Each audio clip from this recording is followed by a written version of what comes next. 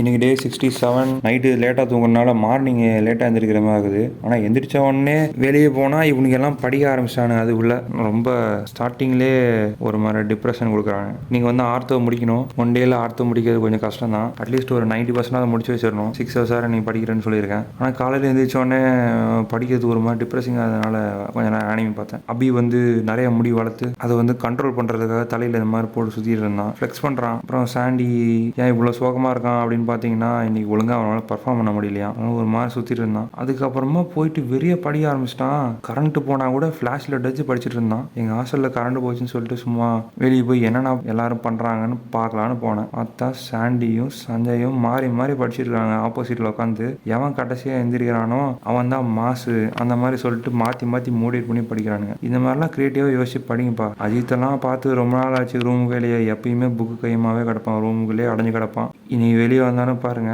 Camera பார்த்ததுக்கப்புறம் என்ன பண்ணுறேன்னு தெரியாமல் ஏதோ பண்ணிட்டு இருந்தான். 6 hours படிச்சுட்டு அதனால தான் இவ்வளோ லேட்டாக வீடியோ போஸ்ட் பண்ணேன். ஆர்த்தவும் சொன்ன மாதிரி 90% மேலே 95% முடிச்சுட்டேன் போர்ஷன். இன்னும் ஒரு 1/2 hour இருந்தால் முடிச்சிடுவேன். அது இன்னைக்கு இல்லை, எக்ஸாம் முன்னாடி பார்த்துக்கலாம்.